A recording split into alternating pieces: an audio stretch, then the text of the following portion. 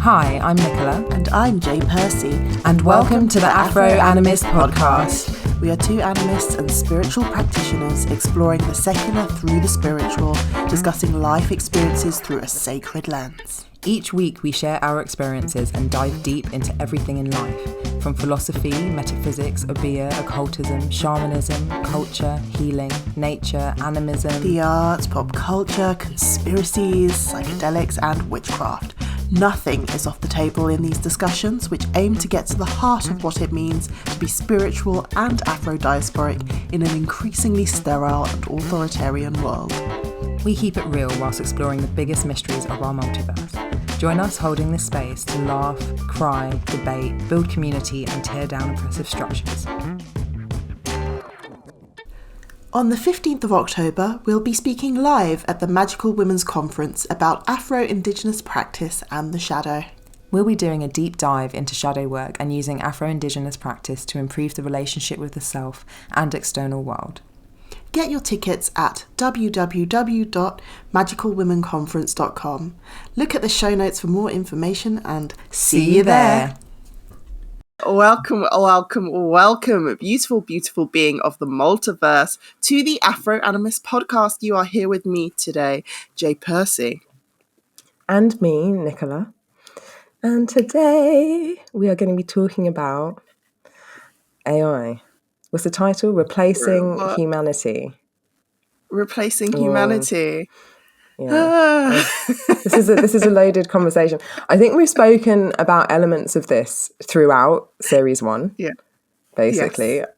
But we're going to go deeper into it today, guys. We did some research, didn't we? We did some research.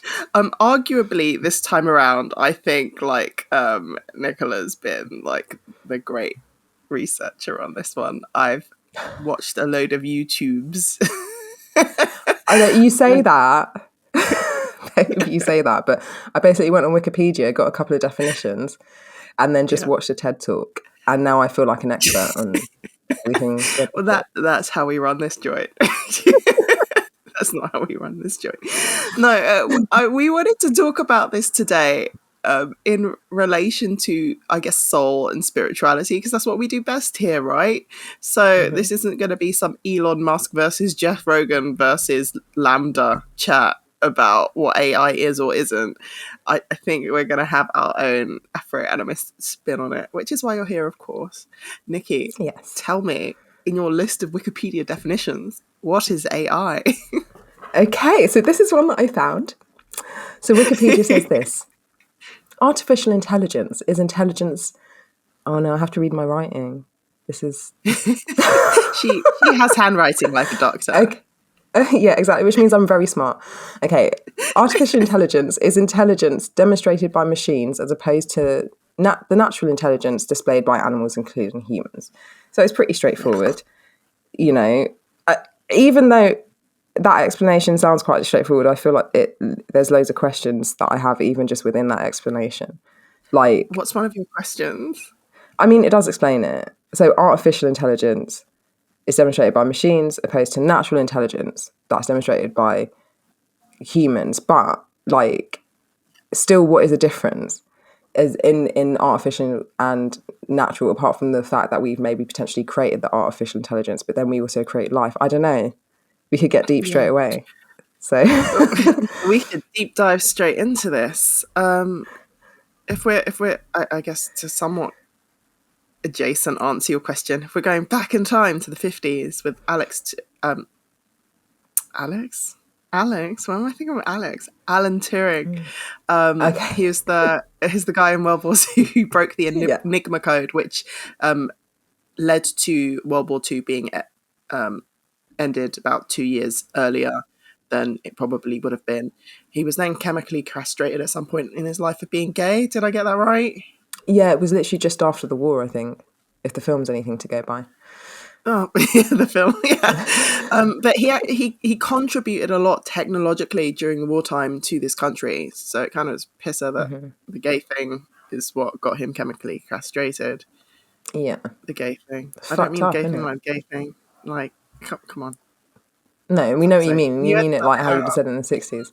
Exactly. I mean, that really, I'm going to tangent already, babe, because that film, I was so triggered by that film because of that. Yeah. Like, just the Yeah. nature of, you know, where our minds were in that sense. Like, this guy, we wouldn't have computer technology in the way that we have it if it wasn't for him and what he'd done. If it wasn't for his code breaking and all the female code breakers he worked with, like, then we may not have won the war. And yet, just after that, because obviously it was all like, what's the word, confidential, like nobody knew that it was him just after the war.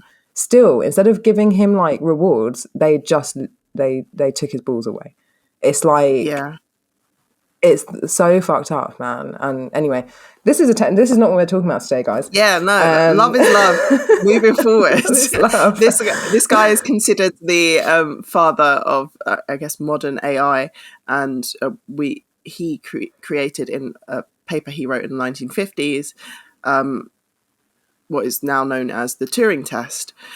So it's a test to determine how we can distinguish how indistinguishable is AI from, I guess, human speech. So the whole basis of this experiment is they put an AI, a human in two separate rooms, and they have a judge, and both the AI and the other human send messages to the judge, and then the judge is able to determine, you know, what is human speech or not. But within this test, the AI is able to use trickery and deception to try and convince this judge that, you know, it is a human. So I think that's a loosely explained explanation of what the Turing test is. Go look it up. And it sort of leads on to your question, like, what is the difference? What is the difference in intelligence? And we're already able to see that, like, AI, for everything that it is good at, you know, answering us on our Siri or Amazon Home devices, it's not very good at telling a joke, like authentically telling a joke or particularly catching on to humor. So there are like little foibles with it where it isn't exactly there yet. But if you are to ask AI itself, you know, when will you be catching up to humans? There has been, AI has said, like, in a couple of years. In a couple of years we'll be caught up. But when did they say that? Did they say that this year? I don't know. I can't remember what. I was watching loads of AI videos. Babe, I'm AI sorry. Videos. It's just, I just need to know, like, when that couple of years is. Like, is that a couple of years from, like, 2022? Was it a couple of years from 2020 when all the shit happened? Are they caught up with us now? 90% of all of the information on the internet that's gone up has literally gone in the last 2 years or something like that. Really? Like, this is how exponentially fast the internet is gathering information. And if you think of the internet as a giant mycelial network, which is basically how it works, like a giant mushroom network sending across information across the world, it's learning quickly. Think of how many times you post or put things up on the internet, and then AI has the opportunity to learn from that. That is a lot. Yeah. So it makes sense that every couple of years we're going to make a leap forward with information, and so too will AI. Mm-hmm. Sorry, I just need a moment. I feel emotionally unprepared for this conversation.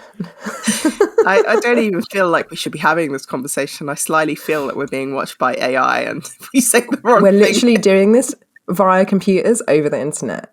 Oh my God. And they've got all our data. No, okay. Let's not freak out and go too conspiracy about it. They know where we live. Although I do always have this like thing where I'm just like, I'm not really that interesting. I'm not really like doing anything that crazy in general, like just in general. Why would they watch me? I don't think I am. Like all of my friends like a couple of years ago were like, oh my God, we need to migrate from WhatsApp to Signal. Because they're watching us. And I was like, why do you I love you, but why do you think you're interested enough for the government to want to watch you? Like, why? Anyway. It's all those super illegal dogging parties that they're organising outside. Babe, it's obviously just my friendship group doing all that shit. You're the one going down to Brighton to the nudist speeches. Anyway, again, tangents. Jay do you took want to share herself those to nudist Brighton nudist. speeches? She They are went to nudist great. beach for her birthday. I'm I so jealous you didn't did. take me. You were invited for my 31st That's birthday. true. It was a treat to myself. It was like, That yeah, is I'm going true. down to the beach. Well, It's I will great. come with you next year and get my tits out, but I feel like it's officially too cold now because it's only like 22 degrees and it's not. That's too Yeah. cold for my bare breastises. It's not tits out weather. No. Okay. Anyway, back to AI, artificial intelligence. You came here for Fake boobs? robots. No. For robots. So look, well, you've just been talking about obviously the potential for AI to kind of manipulate, and that I just think that's a very interesting thing when we're talking about sentience, for example. So obviously this Google AI, which I'm sure if you guys, you know, are, as I think you are, into the same shit we're into, then you've probably seen it pop up about a month ago that a whistleblower from Google came out. He was a researcher, and he said that, in his opinion, one of their AIs is sentient and has claimed itself that it is sentient. Now, like, this is where it does get difficult, because if these computer, they're essentially programs that are programmed to be able to do certain things and to learn, then they do have the ability to manipulate and copycat and, kind of make you feel as a human that they would be sentient. And I think as humans, there's, even though I'm sitting here going, oh my God, that's so freaky, potential like AI, there's also a part of me that's really interested and excited about it. If I'm talking to something, probably I'm going to have the feeling of wanting it to be sentient. Do you know what I mean? Yeah. So I feel like as a researcher of these things, it must be, there's a level of kind of detachment you need to have, which maybe this guy didn't have. But I did read the transcripts from the AI, the Lambda Google AI, and it was really interesting, the things this computer was saying. Did you read them? Some of the transcripts? I did read some of the things that they're saying, yeah. Did anything jump out to you as like, what the fuck? The overall conversation jumped out to me as, what the fuck, to be honest. What the fuck? Like, this is a computer. Backing up just a little bit, the whistleblower is called Blake Lemoine, and he did work for Google, and he's a computer engineer, and he brought this up to him. He's also like a priest. He's like a priest or something like that. Yeah, he is. Yeah, which I think is really important in regards to this. He's really interested in the idea of the soul and sentience. So he's brought this up to Google.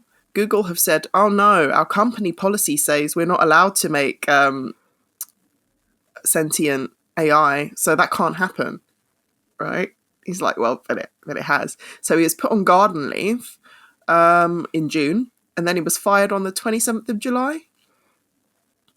They fired him. They officially fired him on the 27th. Yeah, they fired him because he was like, it's sentient. Like, no, we can't. It's just against policy. But it is. But it's against policy. But I'm just telling you what the thing is. I just don't understand how you can have something that's against policy when, like, okay, I guess the question to ask Google is, do you know 1,000% how to make sentient AI?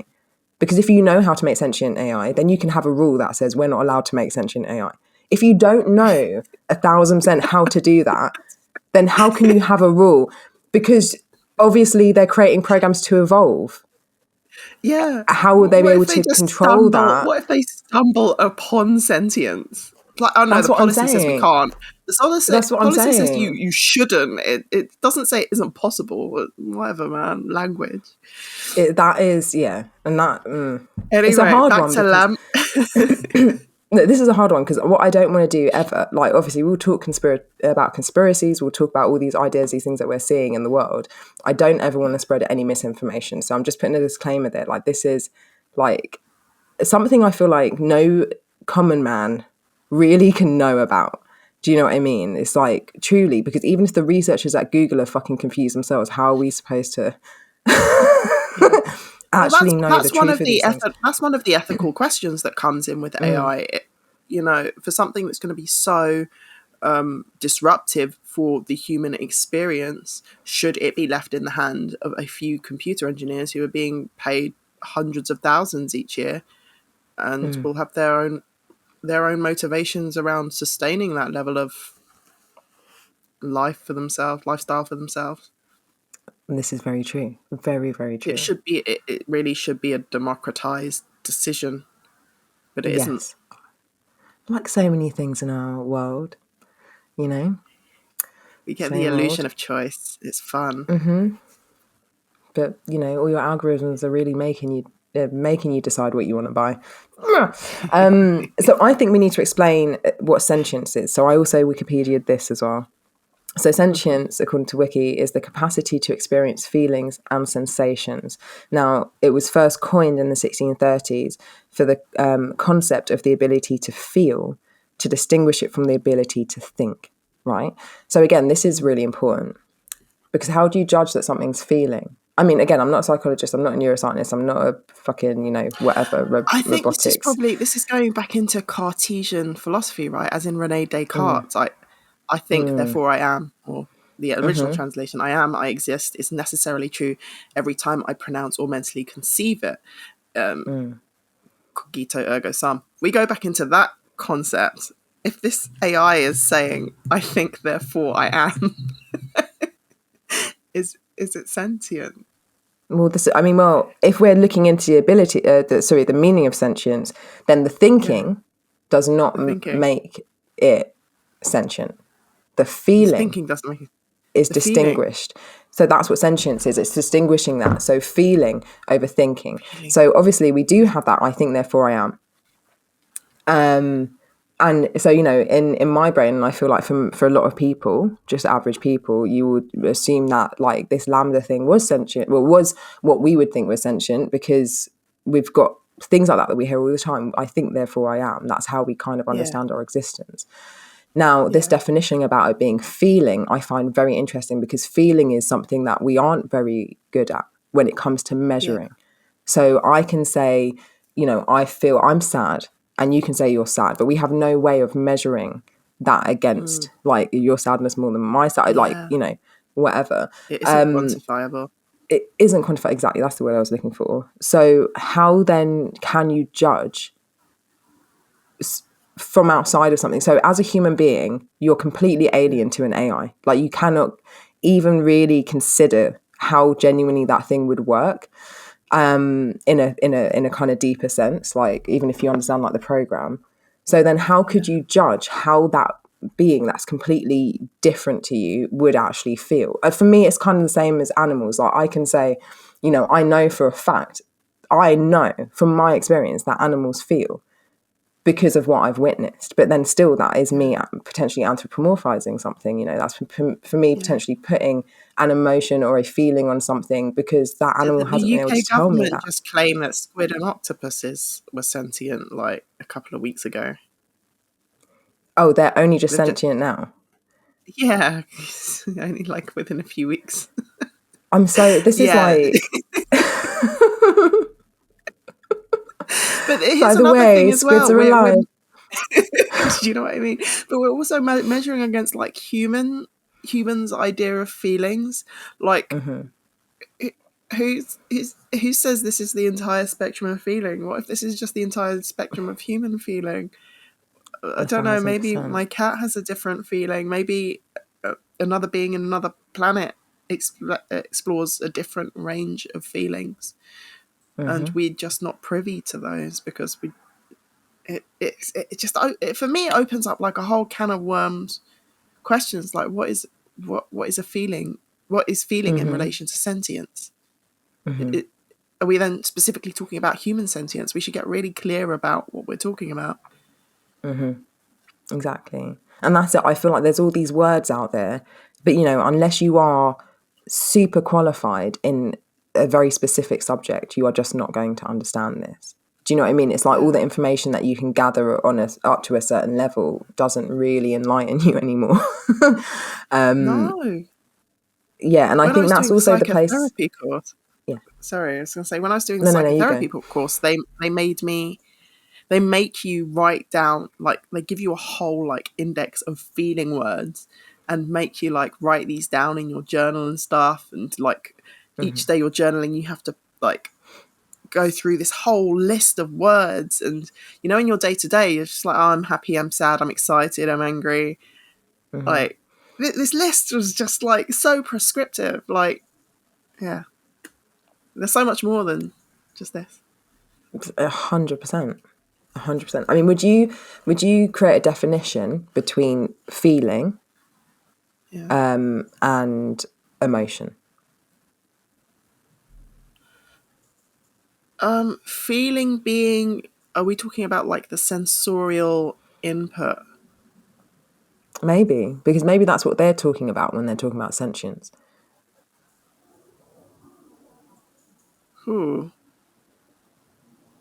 This then takes us down like a whole another branch of like philosophy. So we're talking about the knowledge that you get through the senses versus the knowledge that we get that is innate knowledge. And there are specific terms for this. If you remember this, drop them to me in my inbox, y'all, because my philosophy teacher would probably be very pissed off with me for getting these terms. Sorry, sir. Sorry, Joe. But like how we know we are sad about something is because perhaps we have experienced something similar in the past, which has formed a neural network around that specific thing. So at this point in time, we are essentially following that neural network in the brain back to that original feeling that was related to that original action, which we now, you know, see similarities to. So the body's built up a defense mechanism in case that a similar thing comes up again. That's why we have these feelings, because then it fuels our actions, because if we can feel that certain chemical feeling in our body, we can respond in a certain way. AI doesn't, they have their own sort of versions of their neural networks, but they don't have that in that classic sense, do they? It's a very good point. That's a very good point. So that's more about like the learning from experience. Yeah. But then like, okay, let me devil's advocate, because I guess this is how all computers will learn, from experience. So even my laptop will, you know, or I don't know about my laptop, I don't know, I'm not technical enough to really know, but my phone for sure does this, where it adjusts itself to suit my usage. Do you know what I mean? And it's like that kind of thing. So it learns. And now then it shows you what apps at what time of day that you're most likely to go on them. Exactly, that kind of stuff. I mean, really, it makes me look at my life and go, you need to not be so distracted by your phone. But anyway, you know, it does learn and evolve. And I guess this Lambda AI has done the same thing. That's the whole point of it. It's constantly learning from its experience. It obviously doesn't have the same, like a chemical system in that way where it can create the physical feeling and emotion, I would assume. But, you know, it's hard, isn't it? Because not understanding fully like the human brain leaves me in a place where I'm like, you know, I can't really say. Then I could imagine that a computer, especially if it was more of a biological computer, would be able to create very similar systems to the ones that we have. And also, you know, it's like, if you've seen like the brain thing that I guess this may be even what the AI thing looks like, I don't know, but the Google are developing, and it's literally just like this jelly thing with all these neuro pathways in it. It's a brain, you know, and that is essentially like our understanding of you know, where everything is. And obviously we have our thoughts and our feelings about where the soul might reside, where the mind might reside, you know, all those different things. But if you're looking at the biocomputer that you are, and you're looking at the brain, and that's where it's all powering up, that's like your motherboard, right? So if they're designing things that are similar in, like they're literally using the human brain as the blueprint to design these things, I just feel like they are using humans to like suck in all of this knowledge and then spit out what they think is the best way to respond. There was an AI a few years back. They turned this thing on, and I believe it used like Facebook or something to power its algorithm, and they had to turn it off really quickly because it started being racist. It's like, yeah, that sounds like boomers that reside on there. Like Facebook. That sounds about right. Yeah. That's so crazy. Oh my God, that is even more scary. Because, you know, in my head, I'm like, if the world goes to shit, right, and we have the robot apocalypse, which we've been being fed through the media for like decades, right? We're iRoboting this. The robots are going to decide that the human race are like fucked up and they're going to just kill us all because we are destroying the earth. And I totally understand why robots would have that concept. But now you're explaining to me that they could potentially be like fucking proper bigots, not just bigoted against like the entire human race is just like a virus, but like individual sections. That makes it so much more scary because I don't think we can fight AI Hitler. Like, well, there's also gender as well. So there was one AI where they'd programmed it to find the ideal candidate based on the candidates that they had, and they started noticing that it was discriminating against the word woman. So if you'd done women's studies, if you had a woman's name, if you were like in any women's societies in your university, it started to form within its algorithm that, oh, this isn't a candidate we would want because the candidates that they've previously taken on board are, of course, male. So there are specific people who are studying ways to stop AI from being discriminatory. There are literal people working on that problem alone. Do you know what the problem is? Did you know that? Babe, I've just had my mind blown and blown and blown again. And I feel like what the ultimate, like, the real bomb of that for me is the realization, really, this may sound silly, but that humans have created AI. So if humans have created AI and all they have is our history and our thought processes, then AI are going to be fucking violent, dangerous, bigoted, prejudiced. And that's, oh my God, imagine the human race as robots with the same attitude. I need to, okay, fucking give me Moss number or the Bezos. I'm leaving the planet. Convinced we're computers. I'm still slightly convinced that we're not like we're some kind of experiment sent down by aliens. Okay, well, this can bring us, oh my gosh, you've just literally moved us really nicely into something else I wanted to talk about. Yeah. So say if I've been very interested in this idea of us being in simulation, right? Oh, I'm fascinated by it. Very fascinated by it. And I've heard different concepts, and one of them fits perfectly with what I believe in. I can't remember the scientist who spoke about it, but I will find that out for you guys and I will post it somewhere. But like, there were like two concepts that I've kind of... So the Elon Musk kind of concept, I think Neil deGrasse Tyson says a similar thing, is that essentially, if there is the potential that we are... there is alien civilizations that have like proper technology, then it is incredibly likely that they have created computer simulations like we've created. And so then it makes it like more than 50% likely that we are in one of these aliens simulations. Now that I don't know how I sit with, right? But then there is this other concept that I've heard of that now makes this... Because there's a bit of me that kind of does believe it. When you say we're in a simulation, I'm like, yeah, that makes sense. But it doesn't make sense to me in the way that we have designed like the metaverse and VR and that kind of thing. It makes sense to me like as a being who recognizes that they have a physical body that is potentially separate from what animates it.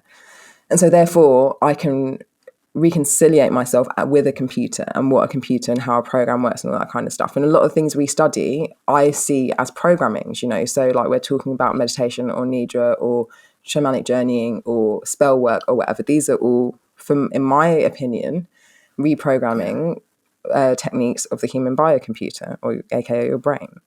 I agree with that. So I feel like it does make sense in a way that we could be in a simulation, but I think of it less in like a kind of like we're in The Sims and more as like God is the ultimate energy outside of that. And the simulation is this reality that we're in. And the experience is happening through our vessel. You're just laughing at me now. I feel like a proper weirdo.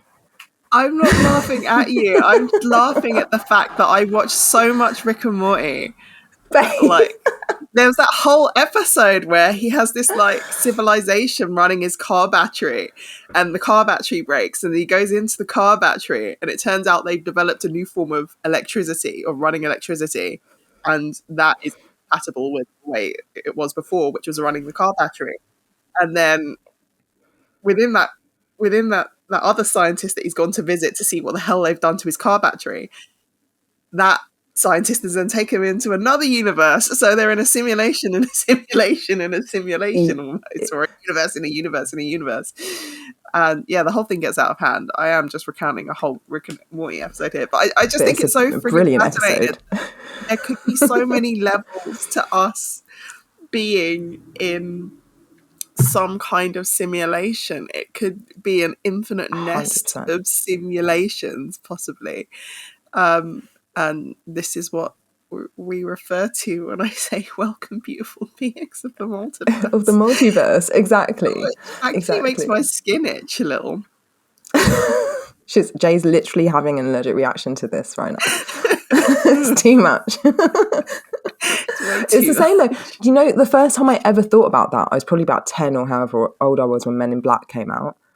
And do you remember at the end of that film, just the last scene? Yeah, it's locker. Yeah. The marble that the cat wears on its neck is obviously like a whole universe, and then they go into that universe, and then there's like this other being that drops a marble, and that whole end sequence blew my fucking mind. Like such an like, I feel like the fact that that concept has always been around as well is also gives it a place to.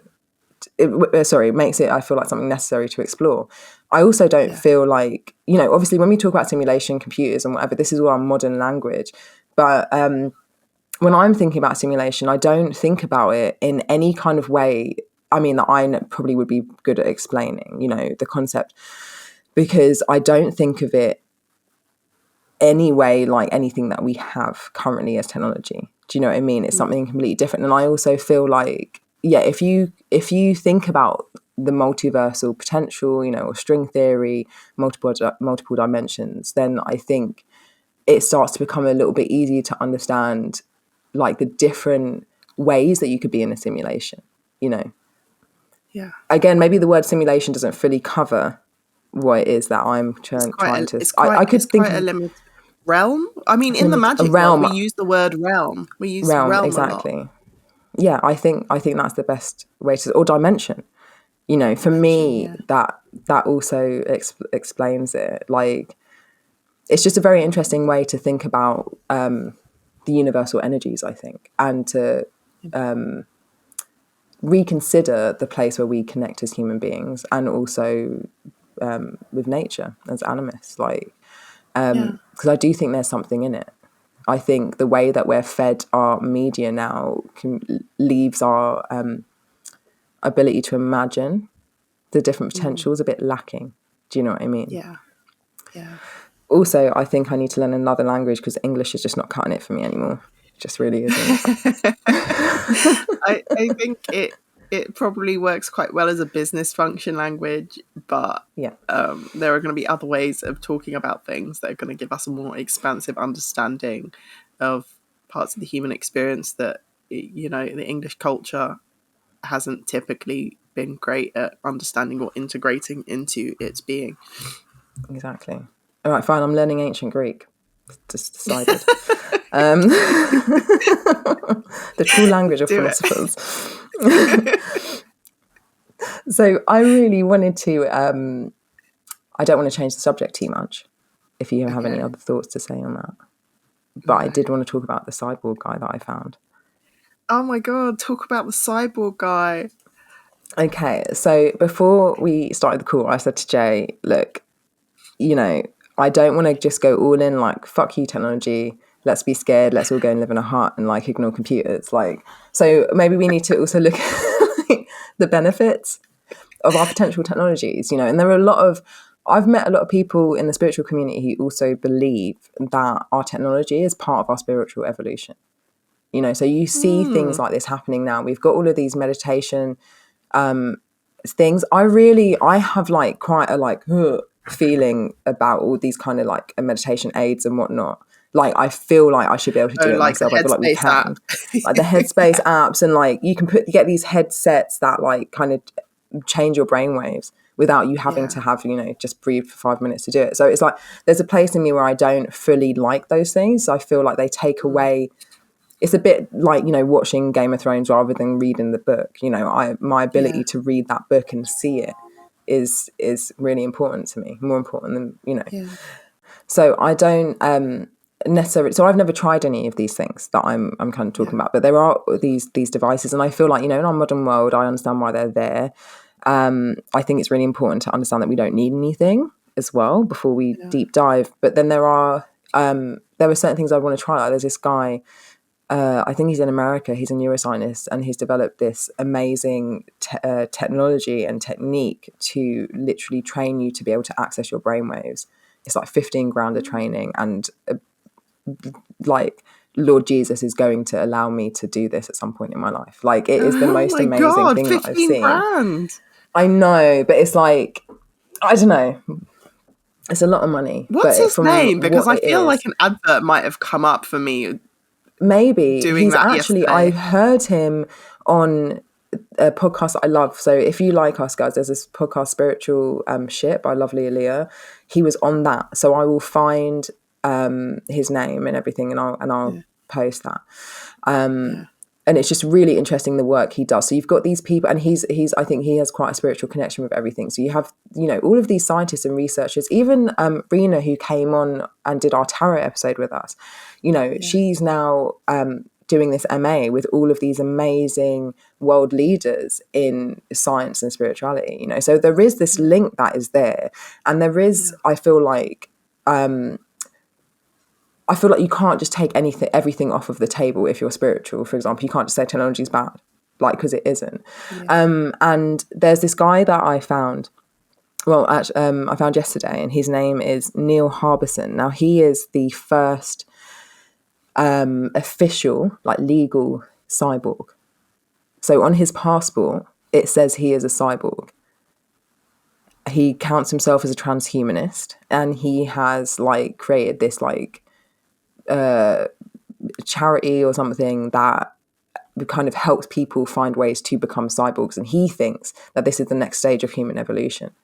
And when you hear him talk about it, I can totally understand why he says that. Even that bit of me that's like, there's no fucking way, bruv, that I'm letting you put no chip in my body. It just ain't gonna happen. It was hard for me to put my chip in my dog. It ain't gonna happen. There is also another part of me that I can see, actually, for some people, and we have to remember we all are different, this may be an incredible thing. So his thing is he was born colorblind with a very rare colorblindness where he sees everything in gray. He sees no color, just gray. And he, when I think he was about 20, was working with some researchers, and they developed this device which literally looks like, if you see a picture of him, it looks like he's just got an antenna attached to his brain. So he's got this antenna going into his brain, and it comes out with this little kind of camera, I think, on the front. So it kind of sits right there in front of him, and it helps him pick up color. That's literally what it's for. Now, the way that it helps him pick up color is very, very interesting. So he still sees in gray, but he hears color now. So so it creates a synesthesic environment now, which is something that we, up until very recently, I think science says that you can only experience synesthesia if you are born with that. So synesthesia is when you're, the way that you register different things crosses over. So you may, when you're smelling a smell, you may hear a sound with that. Speak on this. I developed synesthesia after working with LSD. And that there are certain sounds I hear where the only way I can explain it, it's like certain shapes are touching. So I can hear when circles are touching, I can hear when triangles are touching, which seems like a completely abstract concept. And at the beginning, it was really powerful. There were certain songs that my partner would put on. I just can't listen to that. It's just piercing because I can literally all of this, it's just circles touching. I don't know how to explain this to you, Chris, but there are circles touching. You have to turn this fucking thing off. Just turn the music off. That's all you need to know. It's died down quite a bit now, but if I breathe and tune into it, I can, perceive certain sounds as shapes. I perceive certain sounds as shapes. Babe, see, so I find this really amazing. So when I was, I have synesthesia. I don't have it to any extreme.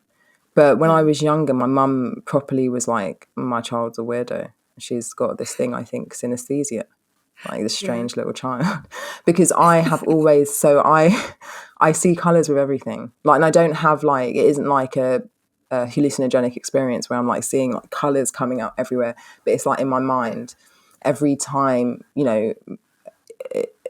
I've had to shut it down a bit because it was very hard when I was little. I remember being very overwhelmed and overstimulated.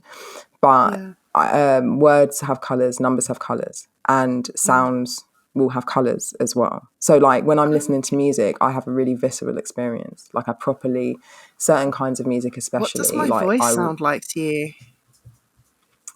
Speak again. It's like a lavendery. Really? Like I almost, yeah. A cat just spoke back to me. She went, really? Cat just spoke back to you.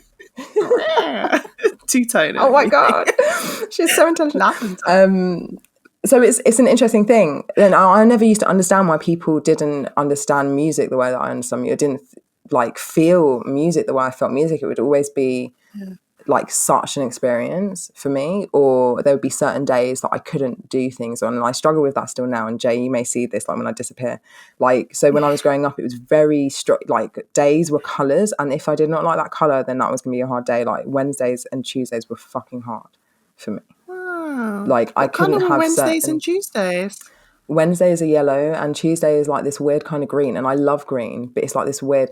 I also found out that Tuesday is like a day, who's it for Mars? It's like a war day. Yeah. Later on in my life. So like that also started to make sense for me. Anyway, we're properly going off on a tangent.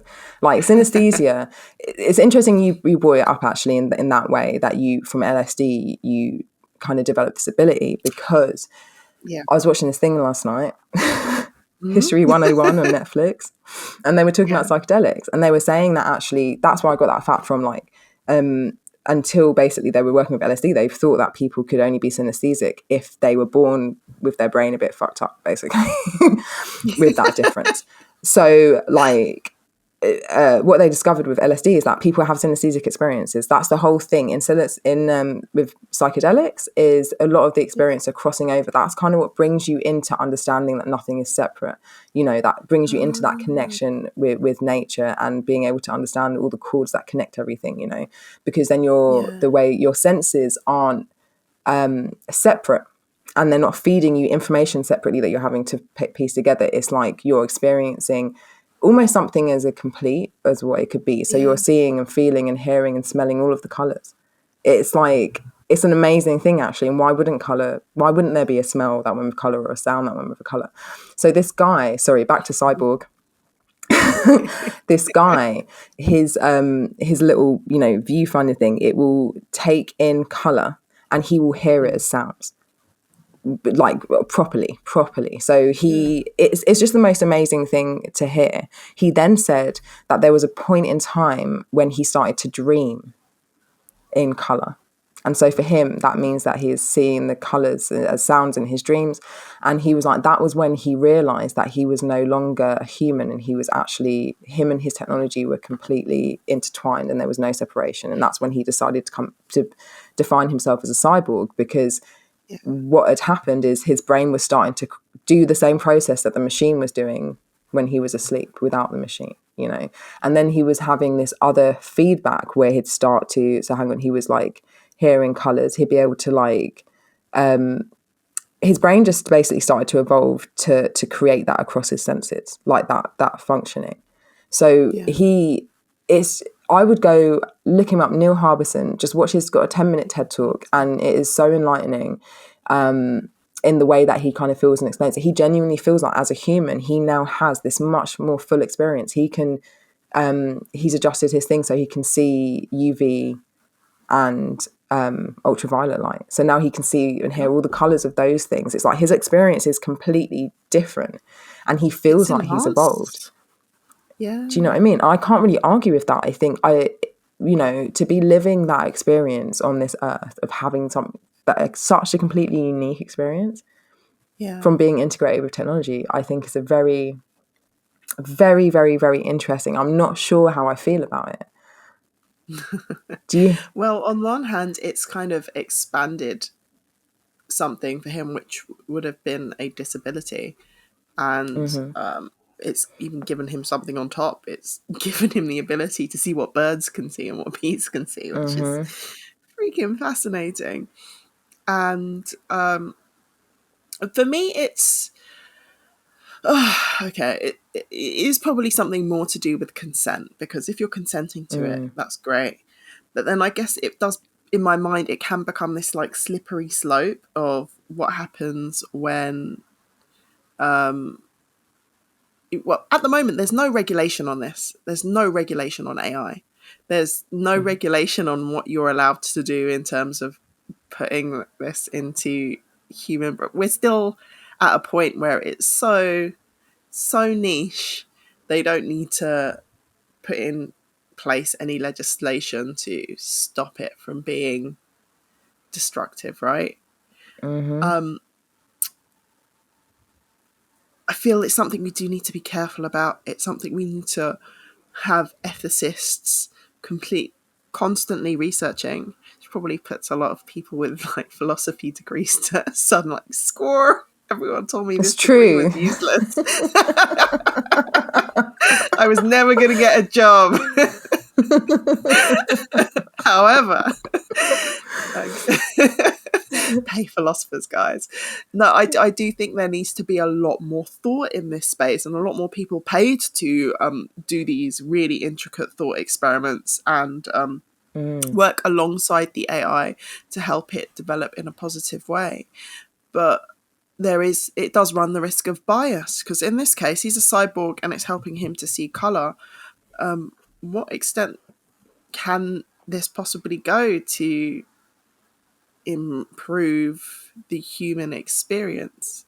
Like, in what ways, in what areas? And are there things that we consider a detriment which isn't actually a detriment? It's just not something we've learned how to work with as yet because it's an inconvenience to capitalism. That's for me where it starts to get a bit like, should we be introducing this thing? Is it an actual fix, or are there other fixes that we can work around first? I feel like I should mention, by the way, I'm not like this anti-tech person. I haven't like spent 8 years working in tech and then being completely jaded by tech. Just like, fuck tech. I live in a cardboard box now. But I definitely, I don't have any of those like wire trap things around the house, like an Amazon Home or a Siri or anything like that. I don't have any of that around the house. Yeah, no, those things freak me out, man.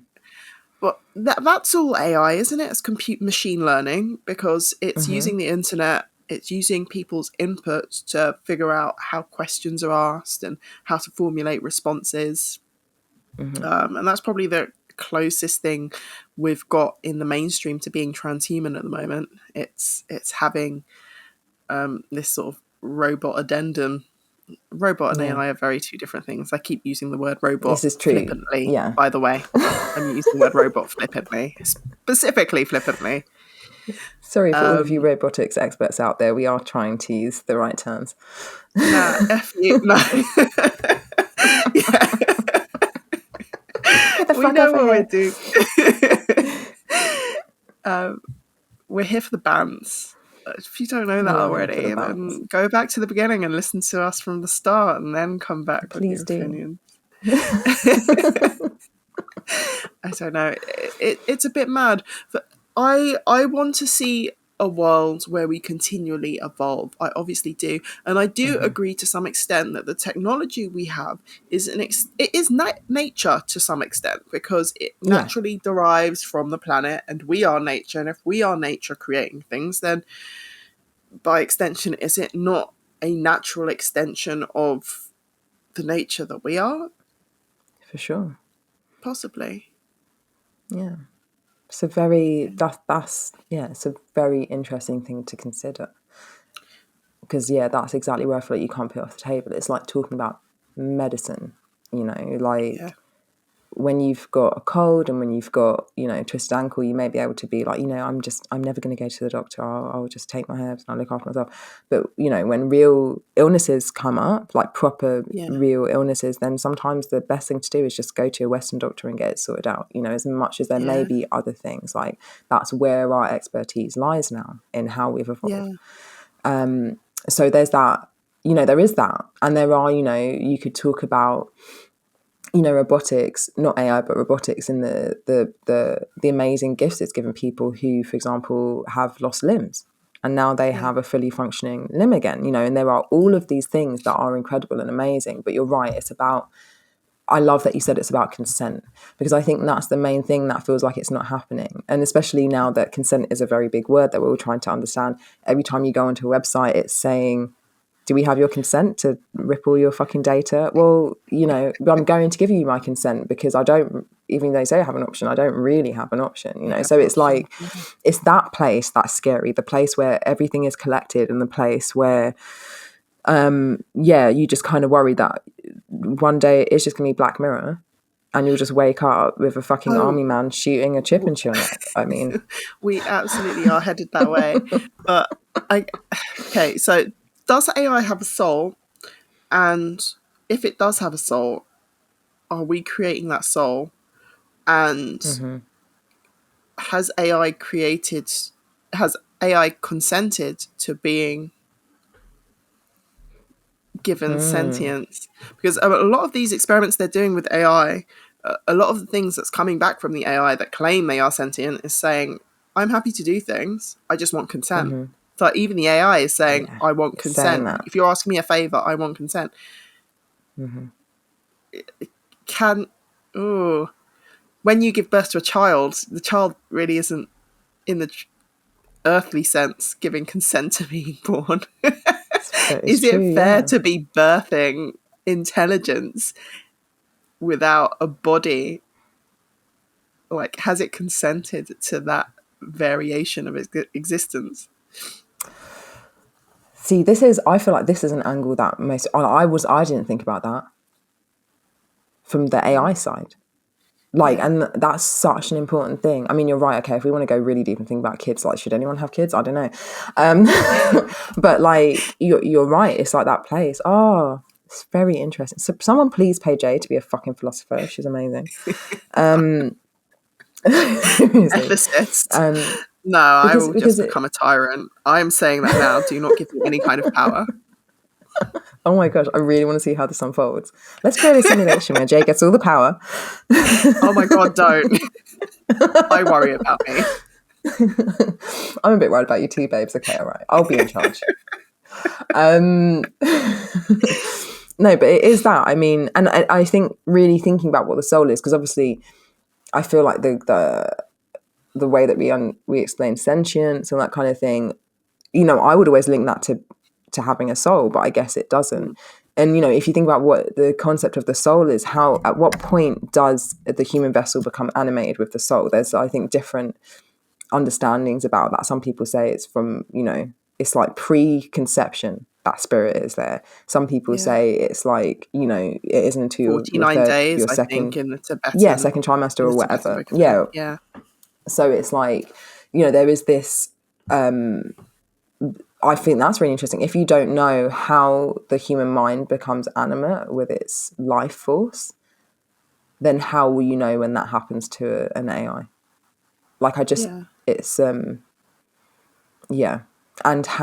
once you've created that life, same way, like if I gave birth to a baby and then 2 months later was like, do you know what? This wasn't really a great idea. I'm just going to kill it. I'm not allowed to do that, am I? Yeah, Let's be real. no. It's not the thing to do. So, like, if you are legal, it's not moral or legal.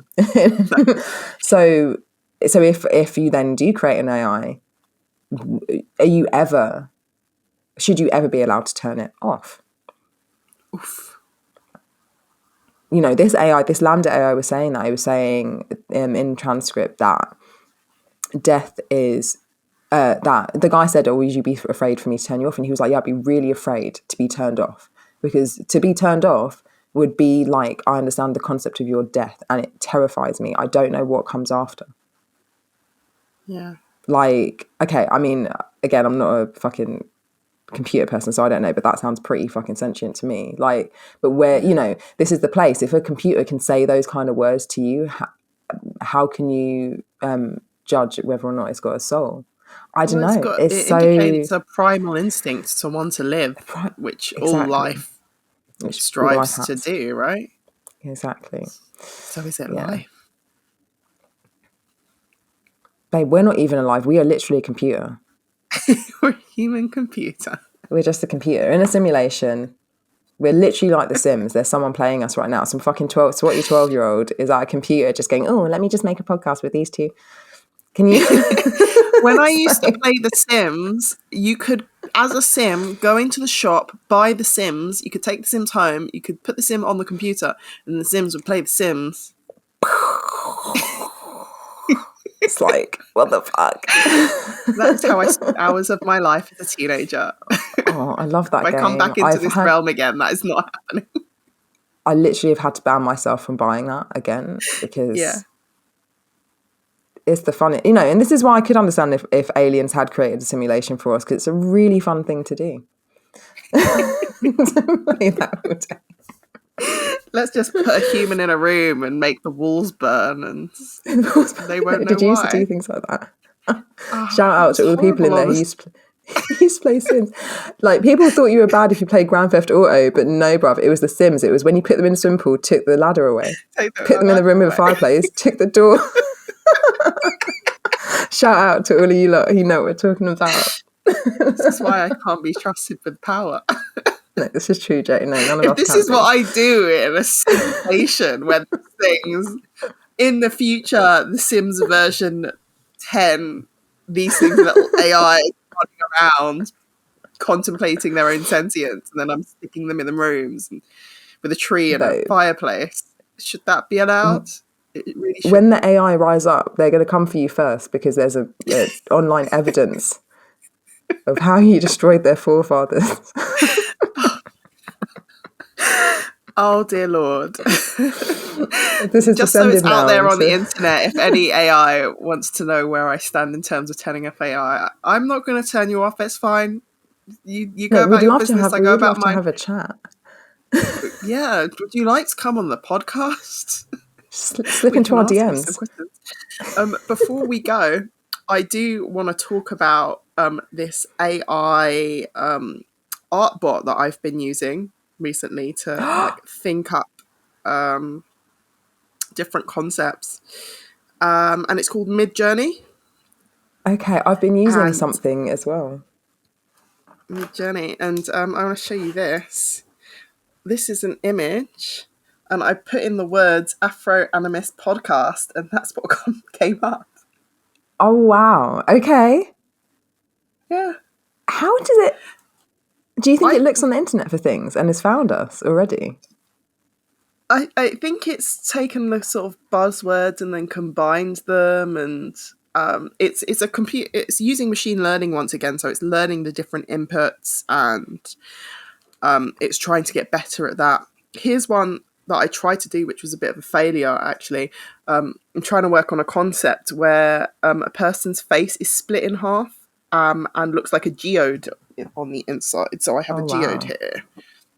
So I kind of want a face split open, and then in the inside looks like a geode. And that's what I put in. And really, it hasn't come out exactly how I'd want, but it's given some really beautiful creations. But that's amazing. Yeah, this is a DNA ladder to heaven. Oh wow! Okay. So it is kind of taking different words and using the internet to figure out how it's supposed to be putting it together.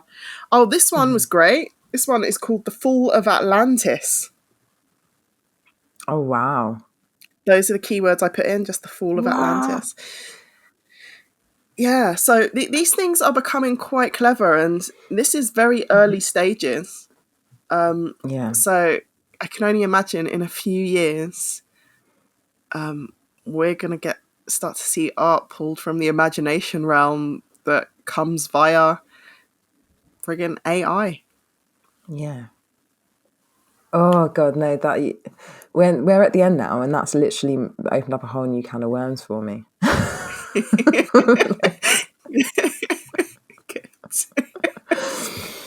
Well, I don't know. I don't know if I've come to any conclusions during our chat, if I'm honest. Oh, I think I've come to some sort of conclusion, because I probably am the anti-technologist. I work in tech. Yes. I hate tech. Like, fuck tech. Describes you so But well.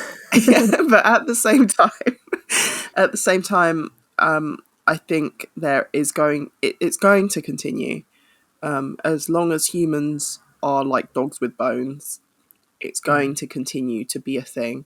So we really just need to make sure that we're creating enough like philosophical thinkers to be able to go through these like really important ethics questions and be employed onto teams who are making these things, to literally be paid to sit and think about the different outcomes.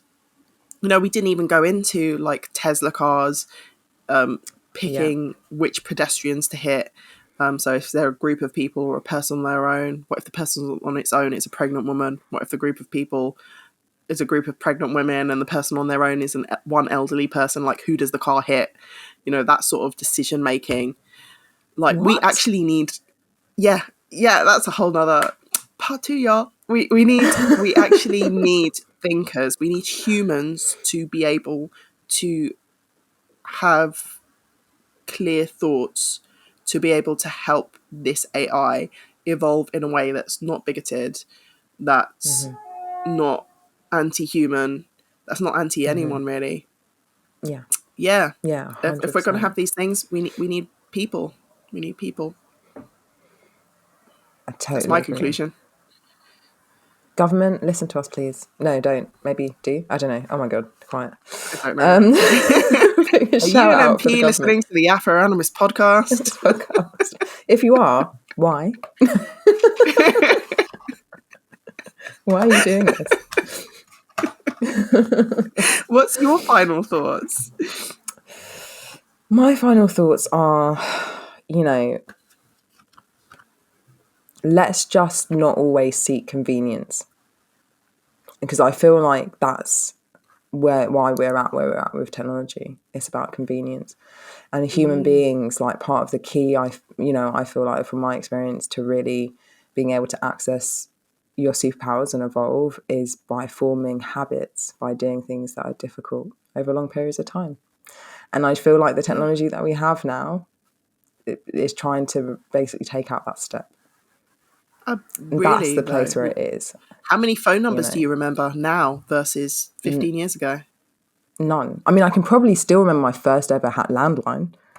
But that's it. I haven't learned a phone number in years, of course. Yeah. Like, you don't have to. It's like, and for me, that's the thing. That's the thing that I find scary, feeling like I'm losing or will lose my ability to do the things that I think we all naturally have, and we are human beings stripped away from everything, are literally, like, I don't know, I feel like we watch all these Marvel films, we see these superheroes and we just don't realise how close we are to that.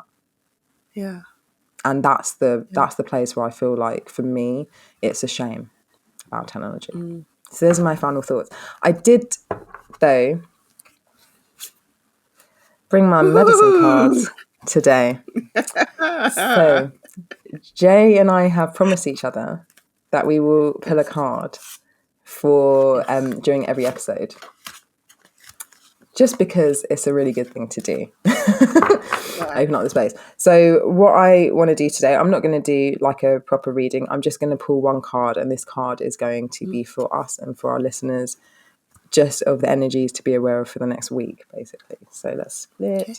And this deck that I'm using is the Medicine Card deck by Jamie Sams, and it's literally one of my favourite decks in the world. So, okay, Dear. So this is actually quite beautiful. Let's find Dear and I'll read it to you. Ooh. These are beautiful. You need to get them, babe. Okay, so actually it's very nice after what we've been speaking about. Dear represents gentleness. So dear, so gentle and loving you are, the flower of kindness and embrace from afar.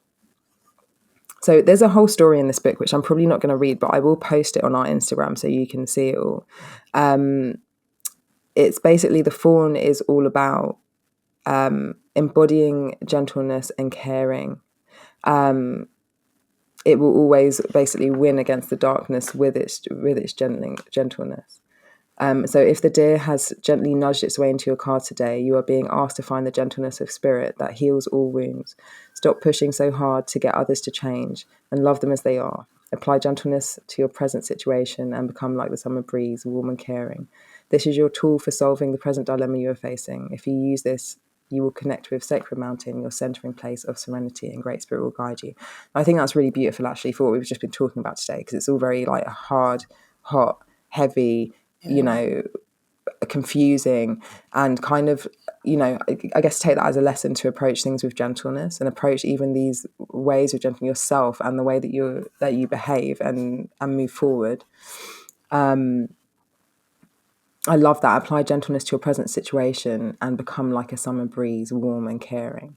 So really, to sum that up, none of this shit matters. Just live a good life. Don't worry too much about it. Be like the wind, scatter. Scatter. Amazing. Okay. Well, thank you, Nikki. It's always a pleasure speaking with you. And thank you, beautiful being of the simulation realms, multi-realms. We will see you next time. Next week. We'll see you next week, guys. Bye-bye.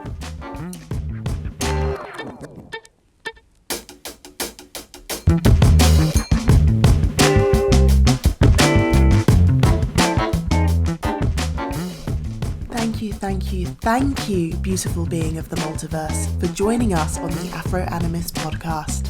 If you want to get stuck into the conversation or have a question about anything we speak about here, join our mailing list and find us on our socials. On TikTok and Instagram, find us at the Afro Animist podcast. On Twitter, you can find us at Afro Animist.